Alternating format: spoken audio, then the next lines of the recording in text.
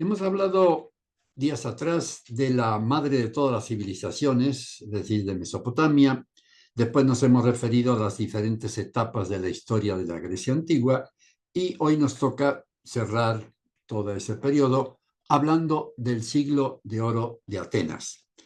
Este siglo de oro de Atenas fue el siglo V antes de Cristo, también denominado siglo de Pericles, porque Pericles fue en ese momento el líder de la democracia ateniense y fue el que pudo dirigir a Atenas hacia ese esplendor en todos los aspectos de la vida social, digamos, en la democracia, en la política, en la intelectualidad, en las artes. Fue siglo de oro, la palabra lo está indicando. Esto correspondió después de la derrota de los persas. Recordemos que no estamos hablando de el siglo de oro de Grecia, sino de Atenas, porque en ese momento Grecia no existía como Estado, existían las diferentes polis, o sea, ciudades independientes, ciudades-estado, que solo se reunían o se unían cuando había que luchar contra un enemigo común. Fue el caso de los persas. Atenas, como ciudad y ayudada por otras pequeñas ciudades, triunfó sobre los persas en dos ocasiones y fueron derrotados primero en la batalla de Maratón y la última fue en Salamina, donde ya con eso liquidaron, por así decirlo, a los persas. Y ese triunfo de Atenas significó el triunfo de la democracia, porque si no Atenas iba a caer en manos de los persas, que iban a hacer un despotismo contra toda la ciudad. O sea que fue una lucha por primera vez también en esta historia occidental, fue la lucha de libertad o muerte. Ellos triunfaron, fue el triunfo de la democracia.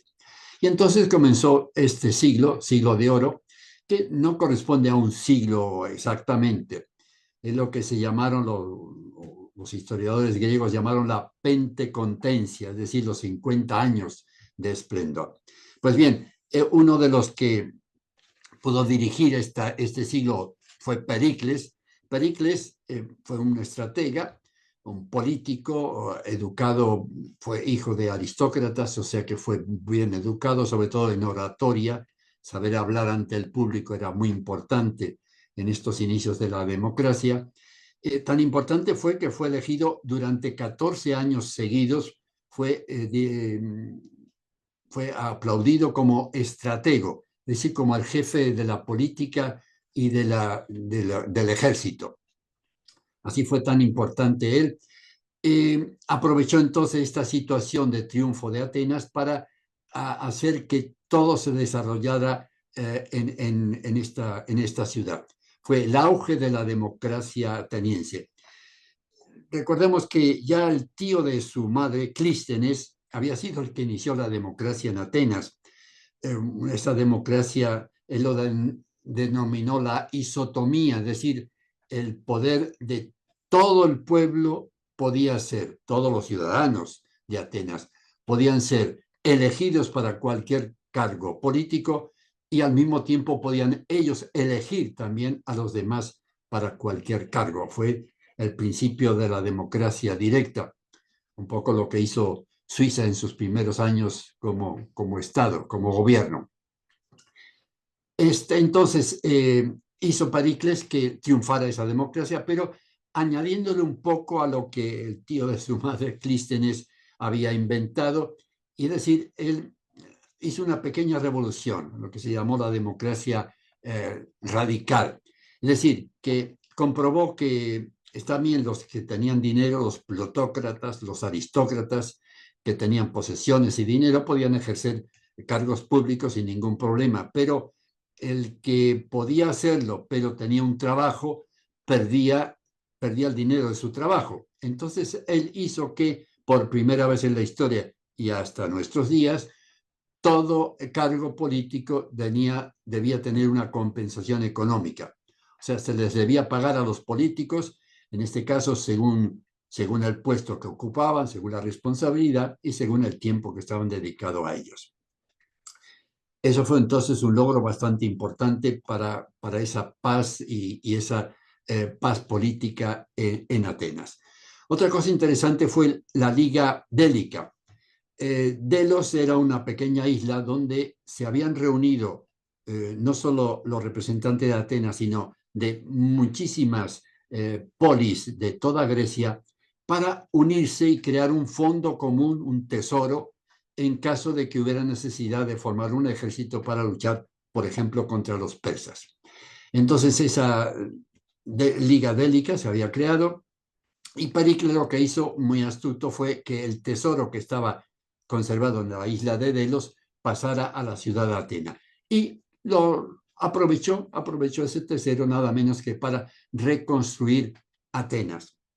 Recuerden que Atenas había sido destruido completamente en la segunda invasión de los persas con Jerjes, había destruido toda la ciudad y entonces Pericles se dedicó a embellecerla completamente. Y para eso lo encargó a Fidias, que tenemos aquí una imagen de una pintura donde está Fidias mostrando el friso del Partenón a Pericles, Aspasia y amigos. Muestro esta foto por dos ideas. Primero, para ver arriba está el friso todo coloreado, es decir, que el Partenón nunca lo hemos visto, bueno, ni siquiera las imágenes antiguas, policromado, es decir, todas las figuras estaban pintadas, cosa que nunca se ha podido ver. Y por otro lado estaba con Aspasia. Aspasia era una mujer, por supuesto, pero una mujer especial. Ella formaba parte del grupo de las cortesanas, es decir, porque ya el nombre de cortesana, de heregia, era el nombre significaba compañera, compañera para los atenienses, es decir, porque normalmente la mujer estaba consagrada al hogar, no podía salir de su casa, se casaban a eso de los 15 años, permanecían en el gineceo, la parte femenina de la casa, dedicada a cuidar a los hijos, la casa, pero no podía participar en actividades públicas, ni siquiera mostrarse en público, a menos que fuera una fiesta religiosa. En cambio, estas personas, esta Aspasia, las heteras, que se llamaban estas compañeras, ellas eran libres, no se casaban y tenían esa libertad, se habían formado y servían un poco en la vida social para acompañar a personajes importantes, un poco también consideradas como prostitutas de lujo.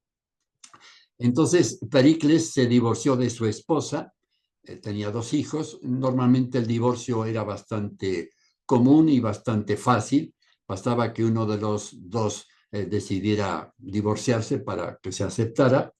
Entonces él se divorcia y también lo que era costumbre, él le buscó un nuevo esposo a su antigua mujer. Así que todo el mundo en paz y él tuvo como compañero a esta Aspasia que le ayudó en todo su momento político. Decimos entonces que Atenas está reconstruyéndose Atenas, hay paz, hay equilibrio y eso dio que empezaran a desarrollarse todas las actividades sociales, humanas e intelectuales. Y empezamos por la medicina. Recuerden que para los griegos era muy importante toda la mitología. Y hasta ese momento, hasta el siglo XV, el gran dios de la medicina era Asclepio en griego, lo que dio después Esculapio en latín. Era el dios de la medicina, pero fue antes de ser Dios, siendo todavía humano, parece que era tan entendido en medicinas, tan entendido en medicamentos, en curaciones, que llegó no solo a curar enfermos, sino también a revivir a muertos. Y esto causó un problema, porque en el Hades, es decir, en el inframundo, donde iban las gentes cuando morían, resulta que no estaba llegando nadie, se estaban quedando sin clientes, entonces le protestaron a Zeus diciéndole que no podía ser posible, y Zeus, lo que era muy fácil para los dioses, mandó un rayo y mató a Asclepio. Lo mató, pero hizo que al mismo tiempo, en premio a toda su labor médica, pues lo nombró Dios de la medicina. Dios acompañado de toda su familia, que han dado nombres a la medicina moderna hasta hoy día. Estaba Epíone, que era su esposa, que era la diosa del alivio, la curación, Higeia, que era la prevención, todavía se sabe hoy día, la higiene viene de ese nombre. Panacea, que era el tratamiento de los medicamentos, la curación, y Telesforo, la convalecencia. Pero junto a este Asclepio, digamos el dios de la medicina, de los buenos, estaban los temibles para los dioses. Y la reina de los temibles era Nix, que era la diosa de la noche, diosa temible y muy respetada, que era la que cubría con un manto oscuro a toda la ciudad durante la noche para permitir el descanso de los hombres, de las personas. Esta Nix Noche tenía dos hijos gemelos que eran Tánatos, que es la muerte, y Himnos, que es el sueño. Ahí viene Somnus, el sueño. De estos dos hijos tenían 1000 oniros, es decir, 1000 descendientes, que eran todo lo referente al sueño. Entre ellos los principales eran Morfeo, Morfeo que era el sueño apacible, de donde viene la morfina, y después Fantasio, que era el sueño irreal, el sueño raro, que de ahí viene la palabra también fantasía. Bien, eso entonces lo que se refiere a los mitos. Pero estaba en el siglo V, aparece Hipócrates, el padre de la medicina. Él había nacido en Cros, la isla de Cros, donde creó una escuela de medicina con discípulos y se dedicó desde joven a la investigación, una investigación ya sistemática, empírica, es decir, en la práctica, observaba, seguía sistemáticamente a los enfermos. Fue el primero que empezó entonces a desacralizar la medicina. Es decir, que hasta entonces él decía, por ejemplo, si te duele el estómago, no es porque Zeus te haya castigado por algo malo que hiciste, sino es porque comiste algo en malas condiciones. Es decir, preocuparse por la salud.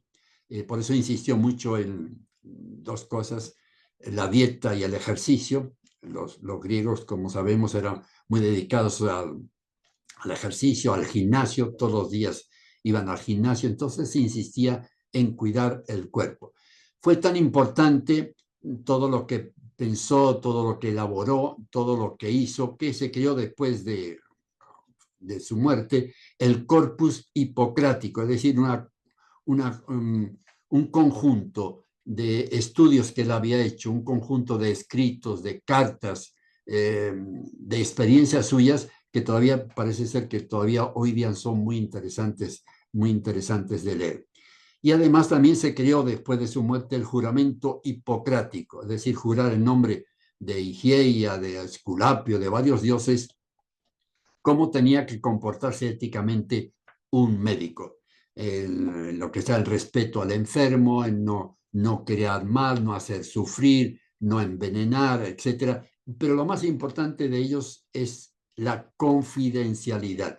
Es decir, que desde entonces hasta hoy día, felizmente, rige la confidencialidad, es decir, ese respeto entre médico y enfermo. Todo queda entre los dos, no sale nada fuera de ahí. Un poco lo que aprovechó después la religión católica para hacer la confidencialidad de la confesión. Eso en cuanto a la medicina, pero no todo era el cuerpo, sino que también era muy importante también referirse al espíritu. De ahí empezó a surgir la filosofía, es decir, los amigos de la filosofía de la sabiduría. Se suelen dividir en tres grupos, o periodos: el periodo presocrático, antes de Sócrates, el periodo socrático y después el periodo helenístico.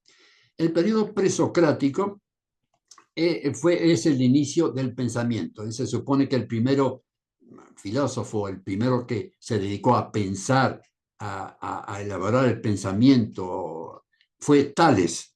Tales que tenemos, Tales que fuera de Mileto.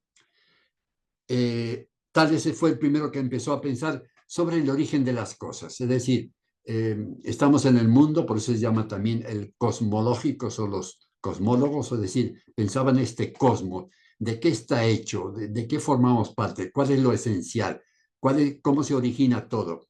Él empezó diciendo que era el agua, después vinieron otros colegas también de de Mileto, que decían que era lo ilimitado, que lo fundamental de todo era el aire, el movimiento, hasta los números. Tenemos el último de ellos aquí, Pitágoras, el famoso matemático de los teoremas, que dijo que los números eran la esencia del mundo, el alma, el espíritu del mundo eran los números. Todos estos pensadores son los que primeros entonces que empezaron a desarrollar las cuestiones de filosofía y no solo de filosofía, también de química, de física, de biología y sobre todo de matemáticas. O sea, fueron los primeros que nadie había pensado en esto antes y fueron los primeros que empezaron a desarrollar el cerebro para elucubrar, para pensar. Aparece después Sócrates, con el periodo llamado socrático, por supuesto, y es cuando ya se refiere no solo al cosmos en general, sino al hombre, centrado en los problemas del hombre. ¿Qué hace el hombre en este mundo? ¿Cuál es su objetivo? ¿Para qué sirve? Y ahí tuvo un primer enfrentamiento con los sofistas. Los sofistas eran aquellos que se dedicaban a pensar también, pero más centrados en la oratoria. Para ellos lo importante era entonces discutir, pero convencer al contrario, fuera para bien o para mal. Su lema era que lo peor parezca lo mejor. Es decir, no le importaba un poco, nos recuerda un poco a los políticos hoy día, lo importante no es conseguir la verdad, sino lo importante es acabar con el otro, acabar y terminar con él. Entonces fue el gran problema de Sócrates en su lucha contra estos sofistas y sobre todo en lo referente al bien y al mal, porque para el sofista el bien dependía de la persona. Sí, para un asesino, para un mal político, para un hombre de negocios tenía el bien era específico para él. No, Sócrates decía, hay un bien universal, no depende de cada persona, sino el bien en sí es lo que hay que respetar. Después del periodo socrático vienen los periodos helenísticos, es decir, cuando ya Atenas termina el imperio ateniense y empiezan pequeños grupos, están los epicúreos, para ellos el placer es la ausencia del dolor, por tanto hay que procurar el placer. Están los estoicos, para los cuales no existe la libre elección, todo está determinado, entonces ¿para qué preocuparse? Los escépticos, un poco también por ese estilo, no hay una verdad verdadera, entonces cualquier verdad se puede aceptar. Y por fin los cínicos. Cínicos no era como hoy día se entiende que el cinismo de hoy día, sino que los cínicos, cínico venía de la palabra perro, porque era un grupo de intelectuales, digamos, dedicados a la vida simple, a la vida natural. Para ellos tenían muy acompañados de perros que para ellos eran los animales un poco libres en la naturaleza. Y entre ellos destaca el famoso Diógenes, o sea que era el hombre aquel que iba buscando con una vela, con una luz durante el día a un hombre, busca un hombre que hiciera un hombre honesto y parece ser que no lo encontraba. Fíjese, estamos hablando siglo V, IV antes de Cristo. Fue el hombre también que cuando vino Alejandro Magno y el gran conquistador y le dijo que le pidiera lo que quisiera, que se lo daba, le dijo, sí, apártate un poco porque me estás impidiendo que el sol del atardecer me caliente. En fin, es aquel hombre muy especial donde lo importante era despejarse de todos los vicios, de todas las cosas que te tiraban hacia la tierra, hacia lo negativo. Un poco el predecesor de digamos, de los místicos, de los orientalistas, en sentido del interior es lo esencial. Decía un poco la famosa frase, cuanto más conozco a la gente, más quiero a mi perro. Quiere decir que estaba desconfiando de ese egoísmo de las personas de su tiempo. Pero sobre todo ya nombramos a uno de ellos, a Sócrates, Platón y Aristóteles, los tres grandes de la filosofía. Los tres grandes filósofos que han sido la base, fundamento de todas las ideas de la civilización occidental. Digamos que no solo en filosofía, sino también en religión, en cosas sociales, son ellos los que marcaron el inicio de un camino que ha estado siguiendo la civilización hasta nuestros días. Empezamos por Sócrates. Sócrates era hijo de un escultor y de una persona que daba nacer a los hijos, una partera, y de ellos entonces aprendió la mayéutica. Es decir, su método era, él tenía un amigo que había ido al oráculo de Delfas y había preguntado que quién era el hombre más sabio en ese momento de toda la isla, de toda Grecia. Y le dijeron que Sócrates.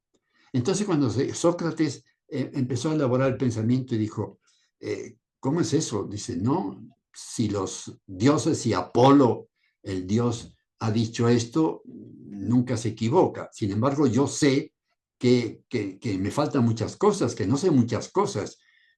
Y entonces pensó, ya, quizás sea entonces que los dioses dicen que realmente el principio de la sabiduría está en reconocer que no se sabe nada.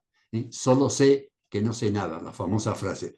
Un poco no es una formación, sino que es una especie de ignorancia activa, que dice yo no sé nada, entonces tengo el deber, tengo el poder de criticarlo todo, de analizarlo todo, de no aceptar lo que me den, sino pensar, razonar a ver si tienen razón o no tienen razón.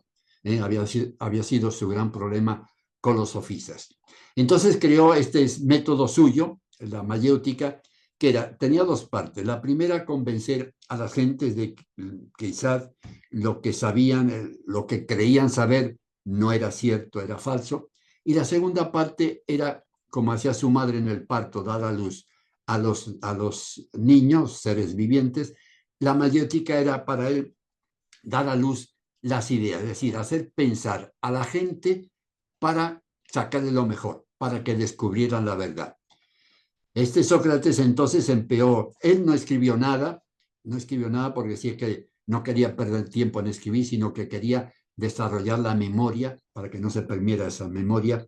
Y su idea era preguntar a la gente, discutir con ellos, empezó los diálogos con la gente para hacerla pensar.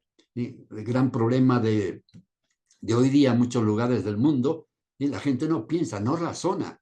Es decir, todo el mundo tiene pensamiento, puede pensar, pero hay que desarrollar ese pensamiento, hay que elaborar ese pensamiento, hay que pensar las cosas mejor.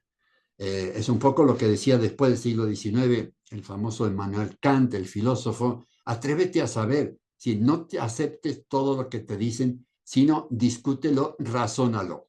El gran problema también lo que se ha dicho de hoy día del Islam, bueno, y de muchos políticos, ¿no? No te piden que pienses, sino que el partido político tienes que aceptar lo que dicen sin más razón. Es el gran problema del mundo hoy día. En todo caso, Sócrates, que fue una de las cosas negativas justamente de este periodo democrático de Atenas, que fue condenado al suicidio. O sea, lo acusaron de que estaba pervirtiendo a la adolescencia, justamente porque los hacía pensar que había creado nuevos dioses. Entonces tenía diferentes opciones. O bien pagaba un dinero, y él no tenía dinero, entonces no aceptó, o bien tenía que irse al exilio, lo cual para él era una degradación, como perder la ciudadanía ateniense era imposible, o bien la cárcel, tenía 70 años, no iba a morir en la cárcel después de esta vida tan interesante, así que aceptó lo último, que era el suicidio. Y incluso con el suicidio, dando un poco ejemplo a sus opositores, él había tomado la filosofía como un modo de vida, o sea, el pensamiento como método de vida, y ha dicho, quiero dar ejemplo también con mi muerte, porque quién sabe si la muerte a lo mejor es el bien del hombre, porque es el momento en que nos desprendemos de lo físico y vive lo espiritual, lo intelectual, sin depender de la materia. Así es que fue condenado al suicidio y libremente tomó la cicuta como todo todos sabemos. No escribió nada, pero tuvo muchos discípulos, entre ellos Platón. Platón siguió entonces el ejemplo de Sócrates y el ejemplo de la dialéctica, ¿no? En el sentido de que no doy a la gente, no le doy principios, sino que hago discutir para que ellos saquen el principio del razonamiento. Por eso sus grandes libros son los diálogos, famosos diálogos de Platón, donde pone siempre como ejemplo, como protagonista a Sócrates en discusión con diferentes personas, con diferentes discípulos, y todos ellos a base de discutirle, hacer que ellos mismos logren discutir la verdad. ¿No? Porque él decía, tanto Sócrates como Platón, que el hombre, el ser humano está buscando la verdad, está buscando el bien, y hay que desarrollar ese pensamiento a base de diálogos con la gente, con otros interlocutores, para entre todos descubrir esa verdad. Era lo que también imponían ellos, era el arreté, el buen comportamiento, es decir, que el filósofo tenía que dar, ya que con su pensamiento, con su erudición, descubría que el bien, la verdad, dónde estaban, tenía que dar ejemplo de vida a todos los demás. Por eso Platón incluso decía que los dioses de la mitología no eran dioses edificantes, porque venían a la tierra a juntarse con, o violar a humanas, decía Platón. Tuvo Platón entonces como discípulos a Aristóteles. Aristóteles aprendió mucho de Platón, también lo que había heredado de Sócrates por los escritos, y fue considerado un polímata. Polímata quiere decir, diríamos hoy día, un sabelotodo, es decir, que estaba metido no solo en lo que era filosofía, sino que también fue el origen de física, en química, en matemáticas, incluso hasta hoy día, muchas veces cuando se refieren en temas sociales, políticos o cualquier tipo de intelectual, siempre hay alguna frase del famoso Aristóteles. Su lema principal era todo con medida, todo se hace con medida. Él era una de las frases que estaba en el oráculo de Delfos, donde decía, nada con exceso. Él lo adaptó diciendo, todo con medida. Un poco lo que después aceptó la Iglesia Católica también las virtudes cardinales, acuérdense, prudencia, justicia, fortaleza y templanza. Es un poco ese medio justo entre los excesos. Por ejemplo, la fortaleza está entre el exceso de cobardía y de temeridad. Eso es lo que ya impuso Aristóteles, y todos los vicios son justamente exceso en estas virtudes. Él creó un liceo también con alumnos, que duró después esa escuela con sus ideas, duró más de 300 años, que dice que él fue el fundamento de muchos intelectuales y de muchos pensadores. Digamos que un poco la comparación entre estos dos filósofos, grandes filósofos, que como digo han sido la base de religiones modernas, base de sistemas sociales, de educativos, etcétera, estaba en que Platón era más bien una filosofía abstracta. Él decía que está marcado, por ejemplo, en esta imagen, digo, más claro va a ser viendo esta imagen. Recordemos que esta es una imagen ya muy conocida de la escuela de Atenas, un gran cuadro de Rafael, pintado en el siglo XVI, donde en el centro de todo están estos dos filósofos. Está aquí a la izquierda Platón, que está marcando con la mano índice hacia arriba, en cambio Aristóteles está marcando un poco hacia abajo. Es como va a decir, ya interpretó Rafael, como se suele decir también, que para Sócrates era el idealista, era el mundo de las ideas, y en cambio para Aristóteles era acá más realista, más era la materia, el mundo, lo real, este mundo, no el mundo de ideas, más el mundo empírico, no el idealista. Pero en el fondo han sido aceptados los dos y han sido sus ideas bien aprovechadas por todos. Digamos, por ejemplo, que en política muy interesante la diversidad de opinión, dado que Platón, por ejemplo, decían que la política tenía que estar dirigida por aristócratas. Acuérdense que los aristócratas eran considerados los mejores, los virtuosos, los especiales. Ojalá que hoy día todos los aristócratas tuvieran ese calificativo. Los aristócratas eran los que podían dirigir al país. En cambio, para Aristóteles decía que no había problema. Podían ser o monarquía, o gobierno de uno o de dos, o podía ser aristocracia, o podía ser democracia. Dije, lo importante era que todos buscaran el bien cívico, el bien de la ciudad, la forma justa de gobernar. Eso era lo importante. Ojalá que eso también fuera un lema para los políticos de hoy día. Lo importante es buscar el bien común, el bien, no el bien del partido o el bien individual. Como dijimos, Aristóteles tuvo importancia en muchas instituciones y tuvo importancia también para la Iglesia Católica. Recordemos que, como decía Humberto Eco, fue Tomás de Aquino, fue el que cristianizó a Aristóteles. Tomás de Aquino, el gran teólogo cristiano, siglo XIII, que aprovechó todas las teorías de Aristóteles para hacer un poco el fundamento intelectual, digamos, organizativo de los pensamientos de la Iglesia. No los temas relacionados como el dogma, porque el dogma dice que solo con la fe se acepta el dogma, sino todo lo demás como institución están influidos por las ideas de Aristóteles. Bien, espero que